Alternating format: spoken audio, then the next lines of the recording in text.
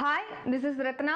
இது உங்கள் Study with Destiny YouTube channel. இன்னைக்கு நம்ம 2026ல நடந்த அப்பாயின்மெண்ட்ஸ்ல என்னென்ன முக்கியமானது இருந்தது and அதுக்கு முன்னாடி உள்ள அப்பாயின்மெண்ட்ஸ் பார்க்க போறோம்.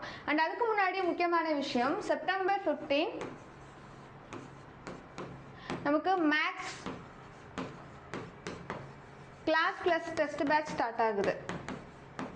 அதுக்கான டீடைல்ஸ் வந்து உங்களுக்கு வேணும்னா கான்டாக்ட் நம்பர் டிஸ்கிரிப்ஷனில் கொடுத்துருக்கோம். அதை நீங்கள் கான்டாக்ட் பண்ணி ஜாயின் பண்ணுறவங்க ஜாயின் பண்ணிக்கலாம். ஓகே, வாங்க பார்க்கலாம். ஃபர்ஸ்ட் கொஸ்டின், இந்தியாவின் 15வது குடியரசுத் தலைவர் யார்? The answer A, Draupadi Murmu. So இந்தியாவோட 15வது குடியரசுத் தலைவர் திரௌபதி முர்மு.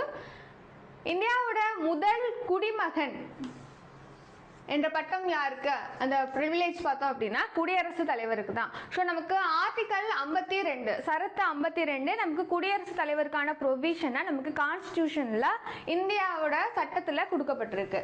ஸோ இந்தியாவிற்கு ஒரு குடியரசுத் தலைவர் தேவை என்பதை கொடுக்கக்கூடிய ஒரு ஆர்டிகல் 52. பதவி பிரமாணம் யார் பண்ணி வைப்பாங்க அப்படின்னா உச்ச நீதிமன்ற தலைமை நீதிபதி, சீஃப் ஜஸ்டிஸ் ஆஃப் இந்தியா.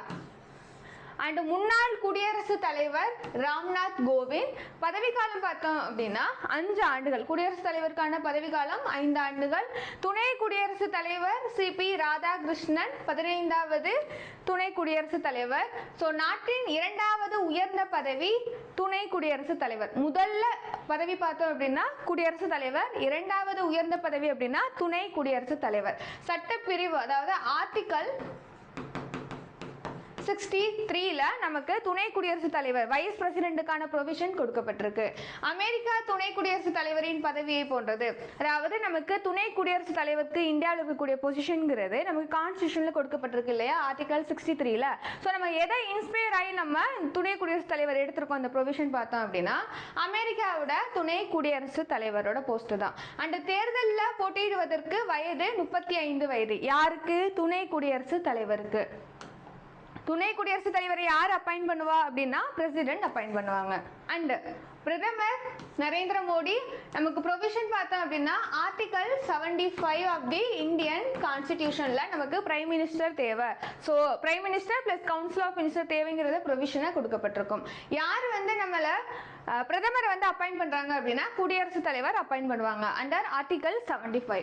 மத்திய பணியாளர், பொதுமக்கள் குறை தீர்ப்பு மற்றும் ஓய்வூதியங்கள், அணுசக்தி, விண்வெளி, அனைத்து முக்கிய கொள்கை விவகாரங்கள் மற்றும் வேற எந்த அமைச்சருக்கும் ஒதுக்கப்படாத துறைகள் எல்லாமே யார் கையில போகும் அப்படின்னா பிரைம் மினிஸ்டர் ஆஃப் இந்தியா கையில போகும்.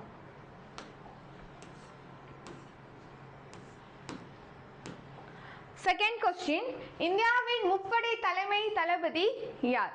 த answer is A, NS Raja Subramani. So ராணுவத்தின் தலைமை தளபதி Dhiraj Seth 31st. Headquarters எங்க இருக்கு அப்படின்னா நியூ டெல்லியில. நமக்கு ராணுவத்துக்கான ஃபவுண்டேஷன் பார்த்தோம்னா ஏப்ரல் 1, 1895ல போடப்பட்டது. துணை தளபதி லெப்டினன்ட் ஜெனரல் சந்தீப் ஜெயின் தற்பொழுது இருக்கிறது. நெக்ஸ்ட் இந்தியாவின் விமானப்படை தளபதி யார் அப்படின்னா அமர் பிரீத் சிங் தான் இந்தியாவோட தற்போதைய விமானப்படை தளபதி. ஸோ விமானப்படைக்கான ஹெட் குவார்ட்டர்ஸ் நமக்கு நியூ டெல்லி. விமானப்படை எப்போ நம்ம அதாவது நேவல எப்போ நம்ம வந்து ஏர்ஃபோர்ஸை எஸ்டாப்ளிஷ் பண்ணோம் அப்படின்னா அக்டோபர் 8, 1932ல. அண்ட் இந்தியாவோட கடற்படை தளபதி நமக்கு நேவலில் இருக்கக்கூடிய கடற்படை தளபதி யார் அப்படின்னா கிருஷ்ணா சுவாமிநாதன். ஸோ ஃபவுண்டேஷன் பார்த்தோம்னா ஜனவரி 26, 1950ல தான் நமக்கு நேவலுக்கான ஃபவுண்டேஷன் எஸ்டாப்ளிஷ் பண்ணப்பட்டது.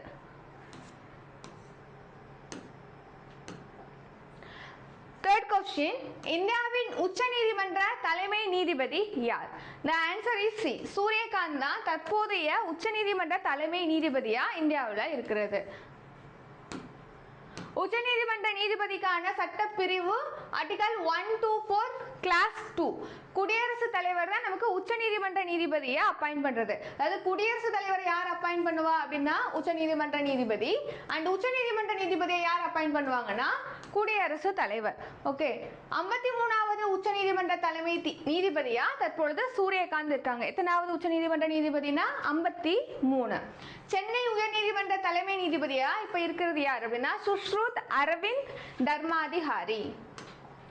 Fourth question, இந்தியாவின் தற்போதைய தலைமை தேர்தல் ஆணையர் யார்? The answer is B, Gnanesh Kumar. So election commission of India நமக்கு 1+2 ஒரு election commissioner, chief election commissioner, other 2 election commissioners நமக்கு இருப்பாங்க in இந்தியாவில். So constitutional body தான் election commission of Indiaங்கிறது.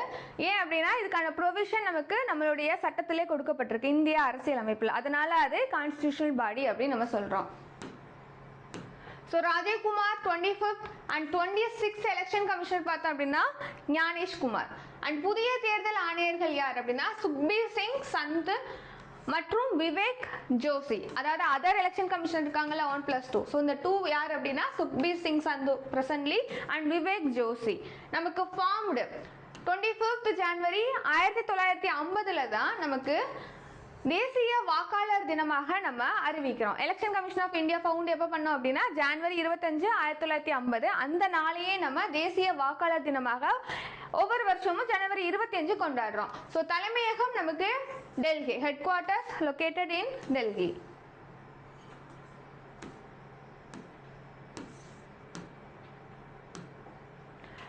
தலைமை தேர்தல் ஆணையர் மற்றும் பிற தேர்தல் ஆணையர்கள் நியமன சட்டம் 2023 ரொம்ப முக்கியமானது. இப்போ பிரசன்ட்லி நமக்கு அப்பாயிண்ட் பண்றோம் அப்படின்னா எதை ஃபாலோ பண்றோம் அப்படின்னா அண்டர் திஸ் ஆக்ட் தலைமை தேர்தல் ஆணையர் மற்றும் பிற தேர்தல் ஆணையர்களின் நியமன சட்டம், அதாவது chief election commissioner and other election commissioners appointment act 2023 படி பிரதமர் ஒரு மத்திய அமைச்சர் மற்றும் மக்களவை எதிர்க்கட்சி தலைவர், so PM plus one minister, central minister, okay, central minister plus opposition party ல இருக்கக்கூடிய தலைவர் head, so leader of the opposition party ஒரு குழு அமைச்சு அந்த குழு பரிந்துரையின் பேரில் குடியரசுத் தலைவர் தேர்தல் ஆணையரை நியமிப்பார். யார் நியமிக்கிறாங்க அப்படின்னா குடியரசுத் தலைவர்.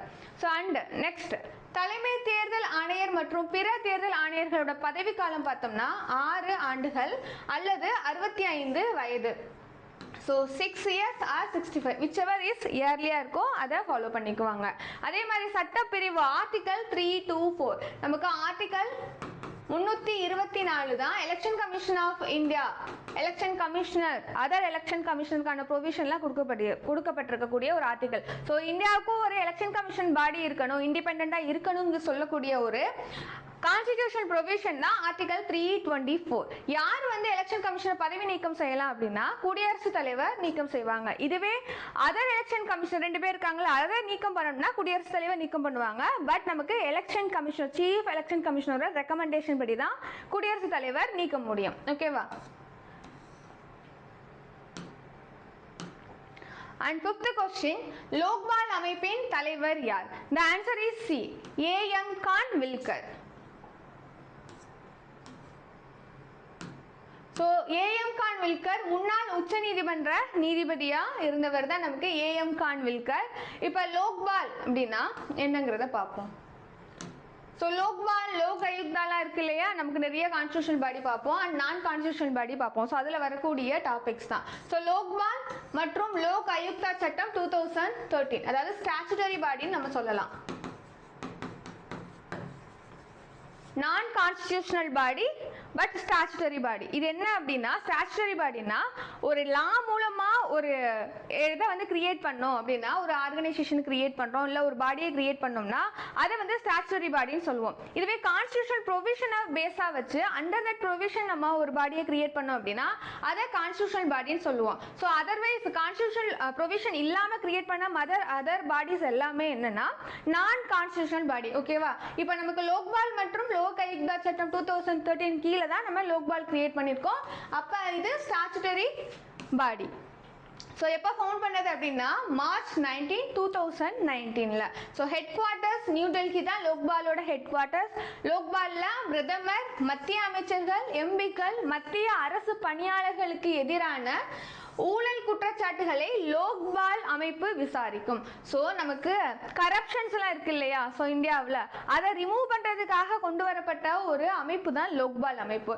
இதில் நாட் ஓன்லி நமக்கு நார்மலாக இப்போ கவர்மெண்ட் ஆஃபீஸில் நடக்கக்கூடிய கரப்ஷன்ஸ்லாம் இருக்குது, அதுக்கு தனியான பாடியெல்லாம் இருக்குது. இதுவே நமக்கு higher post PM, okay, PM, RCM, RMPs, member of parliament இல்லை ஹையர் போஸ்டிங்ல ஹையர் லீடர்ஷிப்ல இருக்காங்க பார்த்தீங்களா, அவங்க மிஸ்டேக் பண்ணாலும் கரப்ஷன் பண்ணாலும் அவங்கள விசாரிக்கக்கூடிய ஒரு அதிகாரத்தை கொடுக்கப்பட்டக்கூடிய ஒரு அமைப்பு தான் லோக்பால்.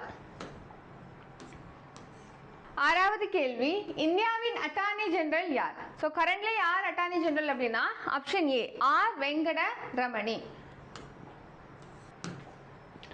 ஆர் வெங்கடரமணி தான் நமக்கு 16வது அட்டார்னி ஜெனரல் ஆஃப் இந்தியாவா இருக்கிறது இப்ப கரண்ட்லி. ஓகேவா, இந்திய அரசு தலைமை வழக்குரைஞர் attorney general of India. So இந்தியாவில் லா வகையில் நமக்கு ஹையர் போஸ்ட் யார் அப்படின்னா அட்டார்னி ஜெனரல் தான். ஸோ இந்திய குடியரசுத் தலைவரால் அரசியலமைப்பு சட்ட விதி 76 ஆர்டிகல் 76 அண்டர் தி ஆர்டிகல் 76 தான் அட்டார்னி ஜெனரல் ஆஃப் இந்தியாக்கான ப்ரொவிஷன்ஸ் நமக்கு கான்ஸ்டிடியூஷன்ல கொடுக்கப்பட்டது. ஓகேவா, இது கான்ஸ்டிடியூஷனால கிரியேட் பண்ணக்கூடிய ஒரு பொசிஷன் தான் அட்டார்னி ஜெனரல்.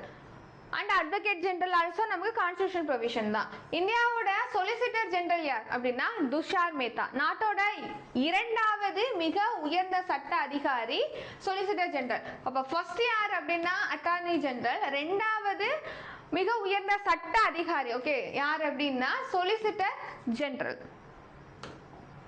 7வது கொஸ்டின், இஸ்ரோவின் தலைவர் யார்? the answer is B doctor V Narayanan தான் நமக்கு இஸ்ரோவோட கரண்ட்லி இருக்கக்கூடிய தலைவர். ஸோ இஸ்ரோ பார்த்தோம்னா இஸ்ரோவோட ஹெட் குவார்ட்டர்ஸ் பெங்களூர்ல இருக்கு. அண்ட் எப்போ ஃபவுண்ட் பண்ணோம் அப்படின்னா ஆகஸ்ட் 15, 1969ல. இந்தியன் ஸ்பேஸ் ரிசர்ச் ஆர்கனைசேஷன் தான் இஸ்ரோவோட அப்ரிவேஷன்ஸ். நெக்ஸ்ட் கொஸ்டின், டிஆர்டிஓவின் தலைவர் யார்? the answer is Sameer V Kamath. C is the answer. Sameer V Kamath தான் நமக்கு டிஆர்டிஓட தலைவர்.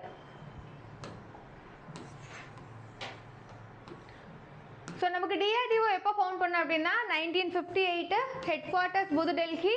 அப்ரிவேஷன் பார்த்தோம்னா டிஆர்டிஓக்கு defence research and development organisation தான் டிஆர்டிஓவோட அப்ரிவேஷன். அண்ட் 9th கொஸ்டின், 16வது நிதி ஆணையத்தின் தலைவர் யார்? Finance commissions. So 16th finance கமிஷனோட தலைவர் யாருன்னு கேட்டிருக்காங்க. இந்த answer is B Arvind Panagariya தான் 16வது ஃபினான்ஸ் கமிஷனோட தலைவர்.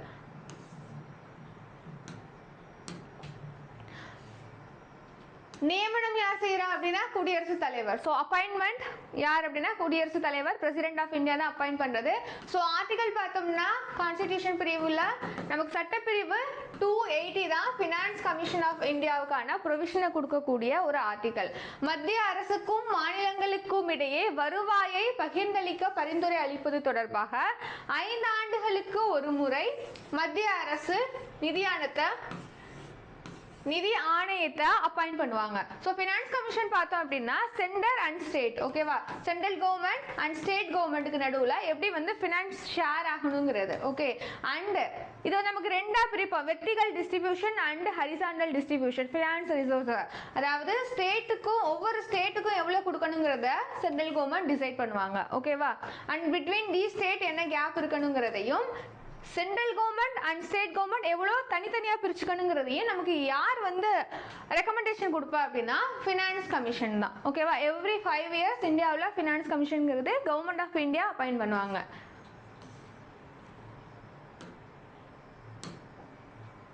ஸோ 10வது கேள்வி, நிதி ஆயோக்கின் சிஇஓ யார்? The answer is C Anurag Jain தான் நமக்கு நிதி ஆயோக்கின் சிஇஓ. ஸோ நிதி ஆயோக்கோட ஹெட்டா யார் இருப்பா அப்படின்னா பிரைம் மினிஸ்டர் தான்.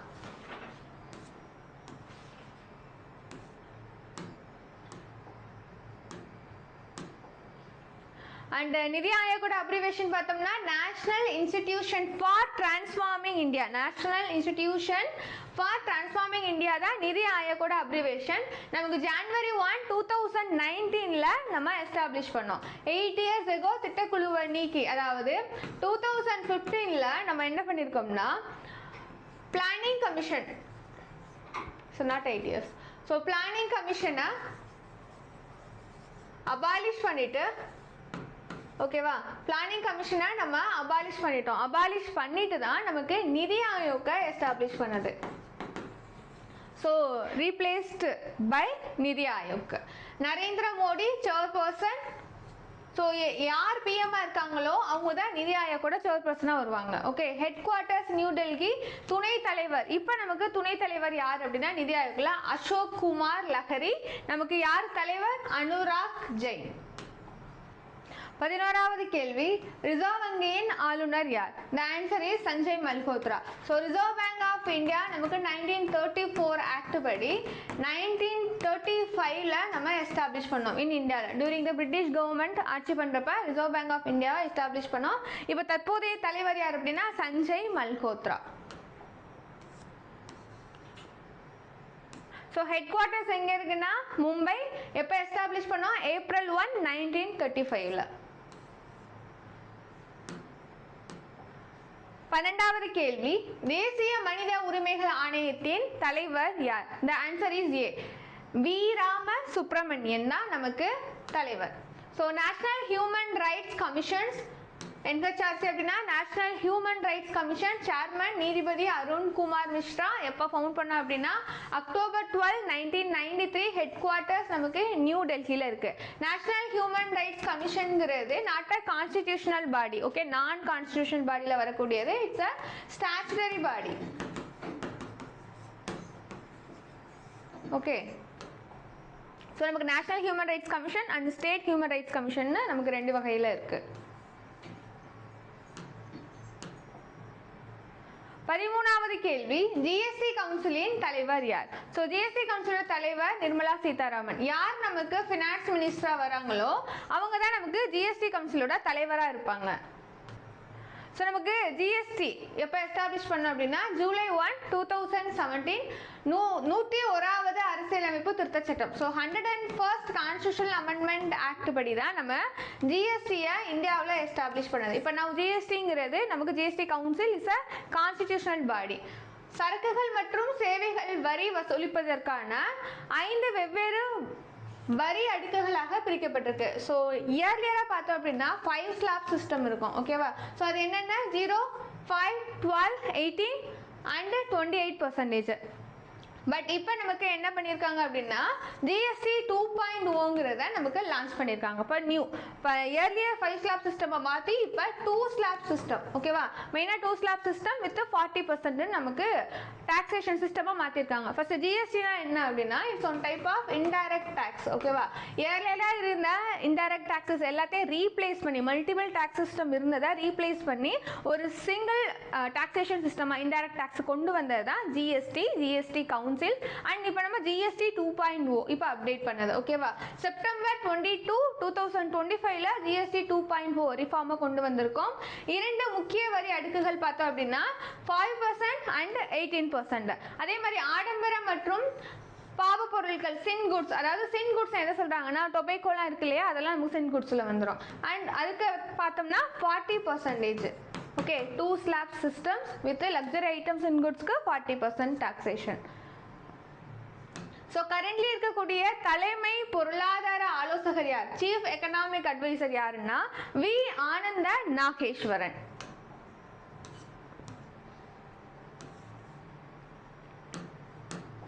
நெக்ஸ்ட் கொஸ்டின், தேசிய தாழ்த்தப்பட்டோர் ஆணையத்தின் நேஷனல் கமிஷன் ஃபார் எஸ்சி புதிய தலைவராக நியமிக்கப்பட்டவர் யார்? The answer is Kishore Makwana. A is the answer.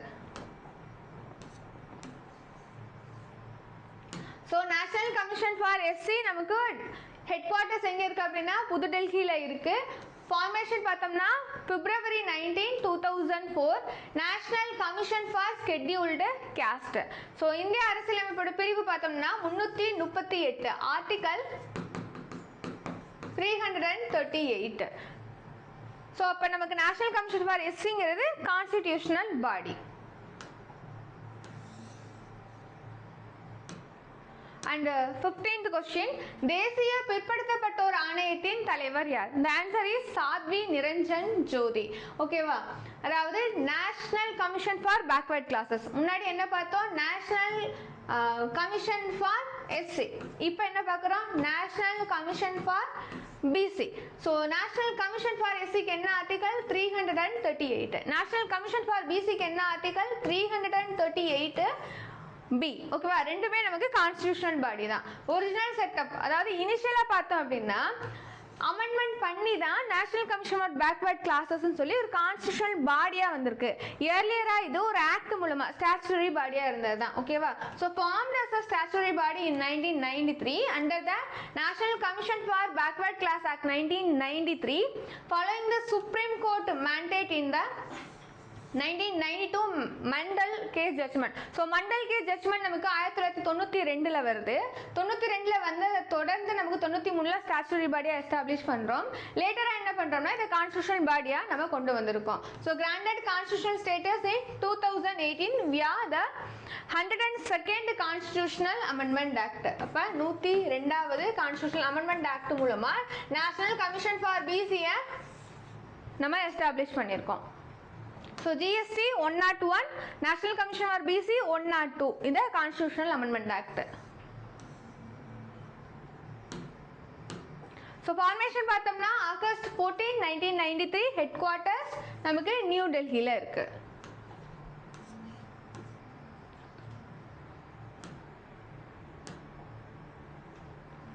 பதினாறாவது கேள்வி, பட்டியல் பழங்குடியினருக்கான தேசிய ஆணையத்தின் தலைவர் யார்? நேஷனல் கமிஷன் ஃபார் எஸ்டிக்கு தலைவர் யாருன்னு கேட்குறாங்க. கரண்ட்லி பார்த்தோம்னா அந்தர் சிங் ஆர்யா தான் நமக்கு நேஷனல் கமிஷன் ஃபார் எஸ்டி பட்டியல் பழங்குடியினருக்கான தேசிய ஆணையத்தின் தலைவராக நியமிக்கப்பட்டிருக்கார்.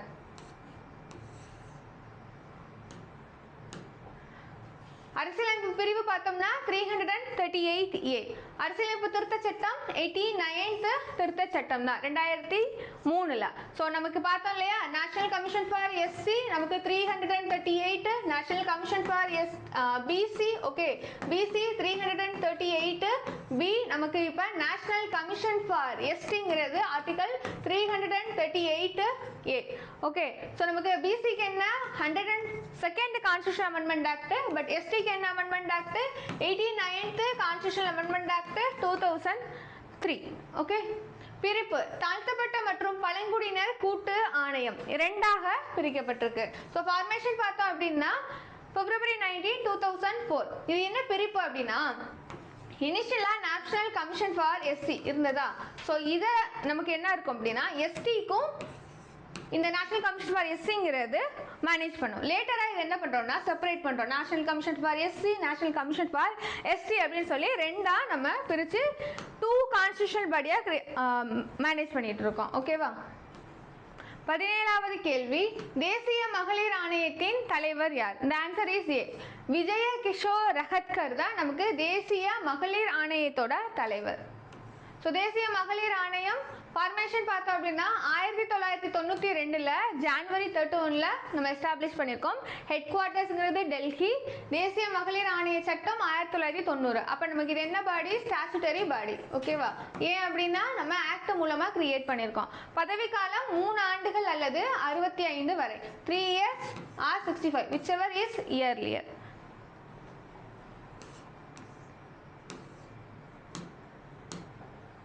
18வது கேள்வி, தேசிய குழந்தை உரிமைகள் பாதுகாப்பு ஆணையத்தின் தலைவர் யார்? The answer is D.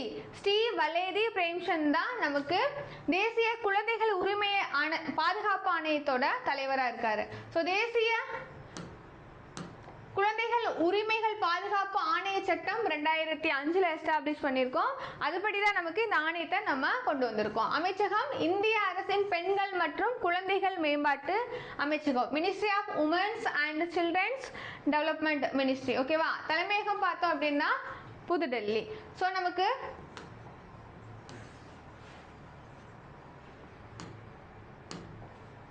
தேசிய குழந்தை உரிமைகள் பாதுகாப்பு ஆணையம், national commission for protection of child rights, நமக்கு ஃபவுண்டேஷன் பார்த்தோம்னா மார்ச் 2007 ஃபவுண்ட் பண்ணியிருக்கோம். Headquarters in new Delhi. தலைவர் வந்து பிரியங்க் கனுங்கோ கரண்ட்லி இருக்கிறது. அமைச்சகம் இந்திய அரசின் பெண்கள் மற்றும் குழந்தைகள் மேம்பாட்டு அமைச்சகம். நிறுவப்பட்ட சட்டம் எது அப்படின்னா குழந்தைகள் உரிமைகள் பாதுகாப்பு ஆணையங்கள் சட்டம் 2005.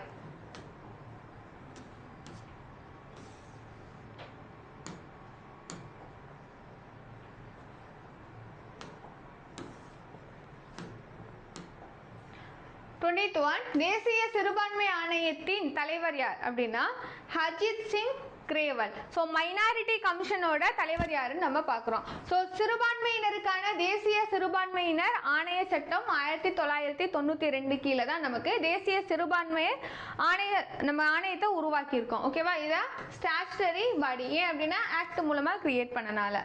சிறுபான்மையினர் விவகாரங்கள் அமைச்சகத்தின் கீழ் செயல்படக்கூடிய ஆணையம் தான் இது, மினிஸ்ட்ரி ஆஃப் மைனாரிட்டி அஃபேர்ஸ்.